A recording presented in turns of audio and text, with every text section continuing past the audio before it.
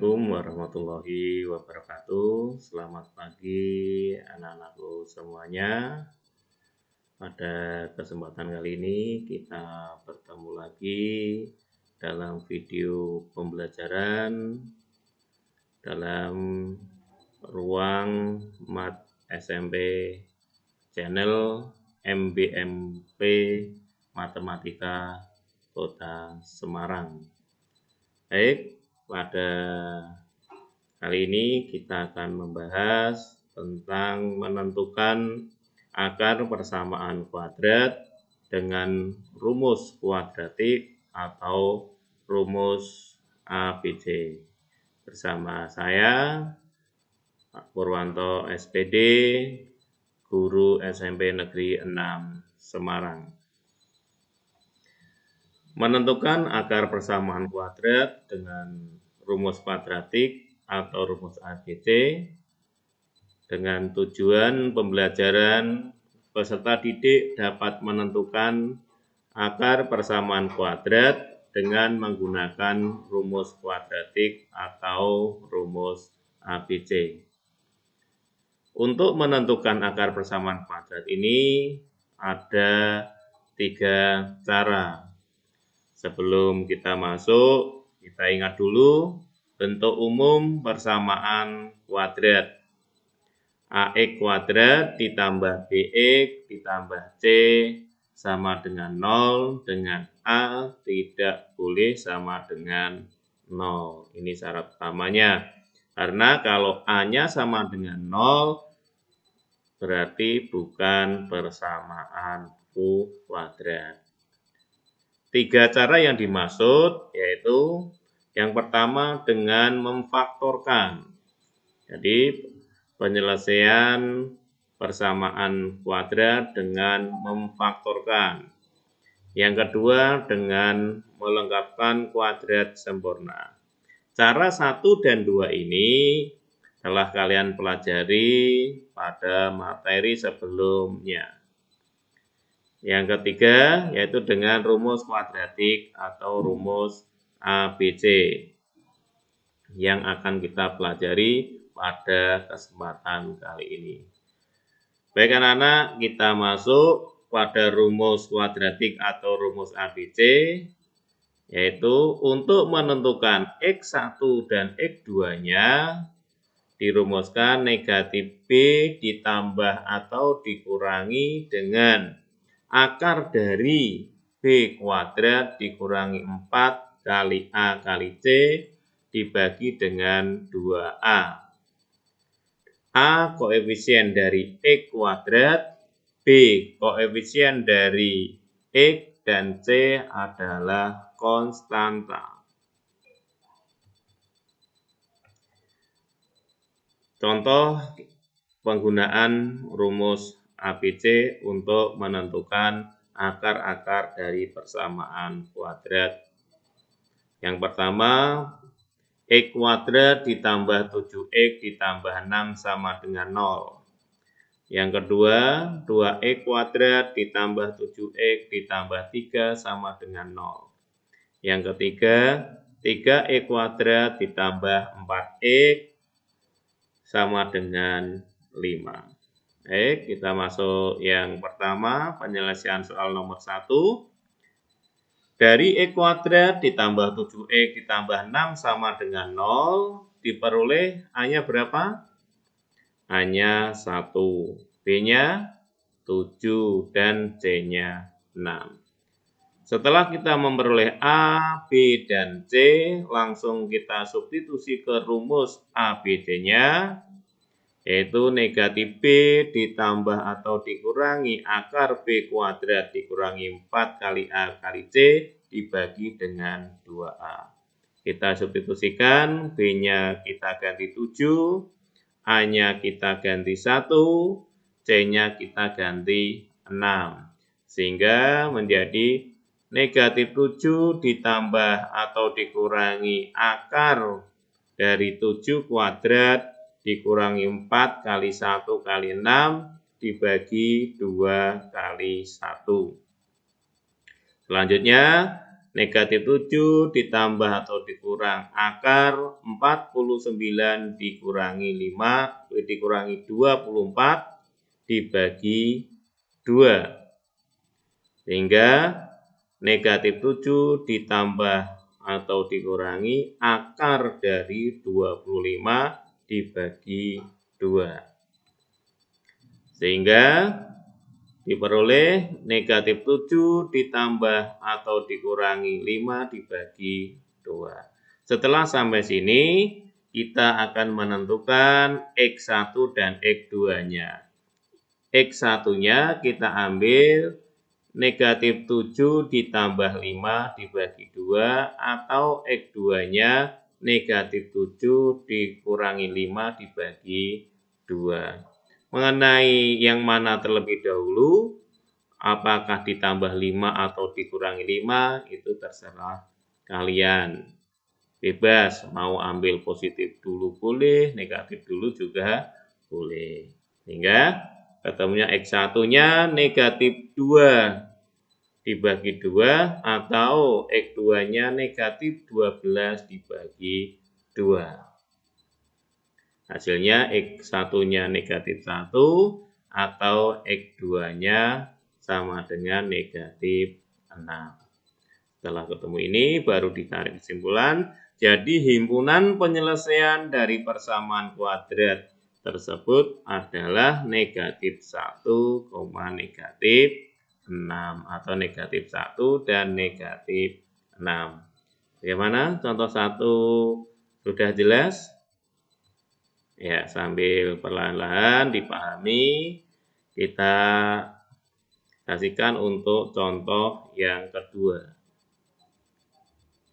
Contoh yang kedua, 2x kuadrat ditambah 7x ditambah 3 sama dengan 0, A sama dengan 2, B sama dengan 7, C-nya sama dengan 3. Langsung kita substitusi ke rumusnya, sehingga didapatkan negatif 7 ditambah atau dikurang akar dari 7 kuadrat dikurangi 4 dikalikan 2 dikalikan 3 dibagi 2 kali 2. Yang membedakan di sini, kalau contoh pertama tadi A-nya 1, di contoh yang kedua A-nya 2.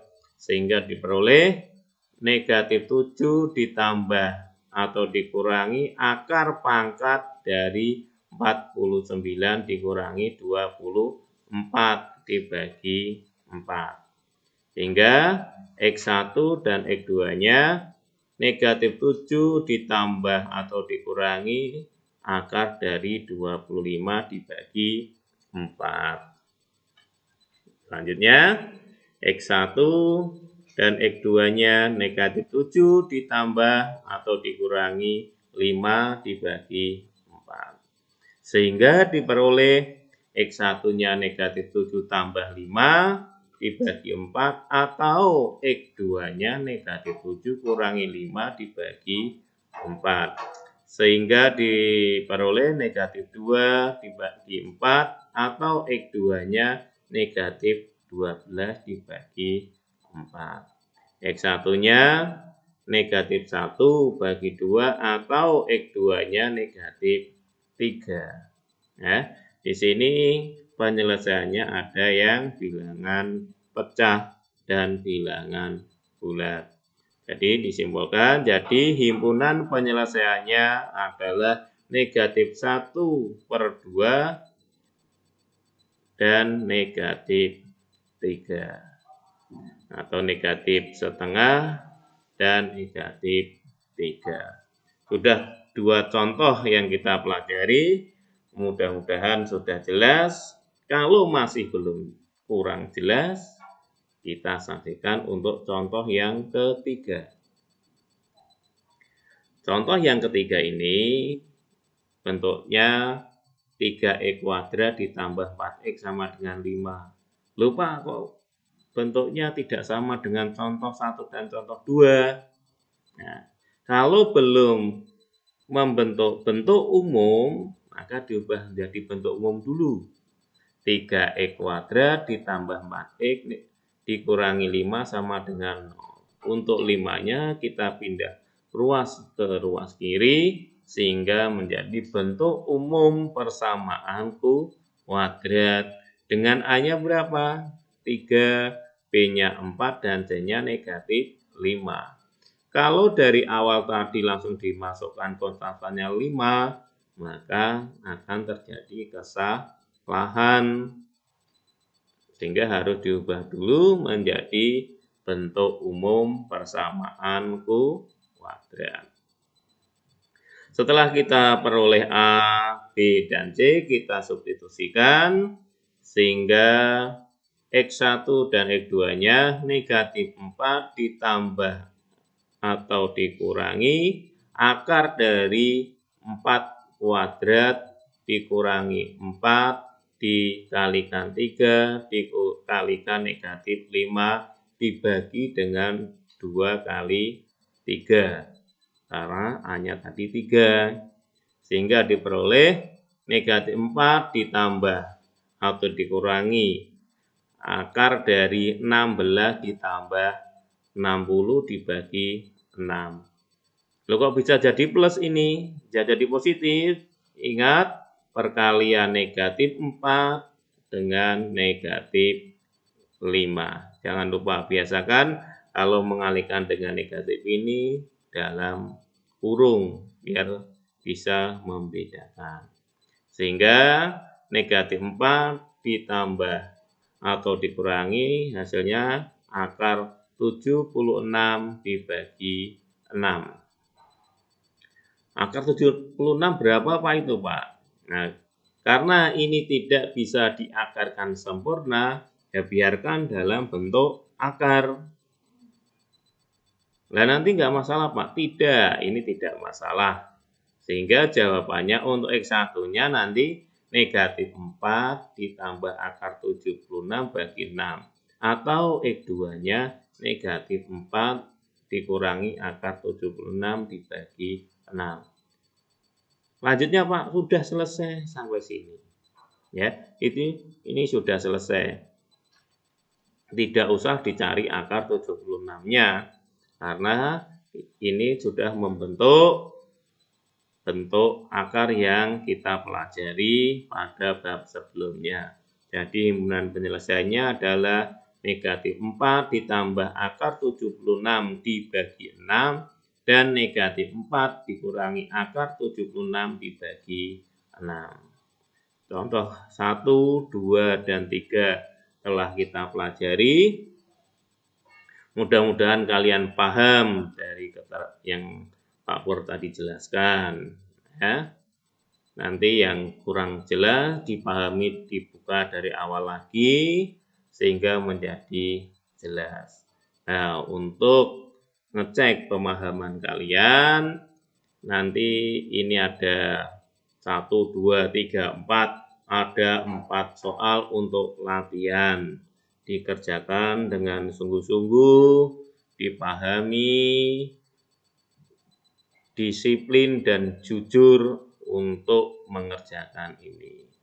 Disiplin untuk mengerjakan dengan tepat waktu, jujur mengerjakan sendiri sesuai dengan kemampuan kalian. Demikian untuk pertemuan kali ini. Mudah-mudahan kalian jelas, kalian paham dengan apa yang Pak Pur jelaskan.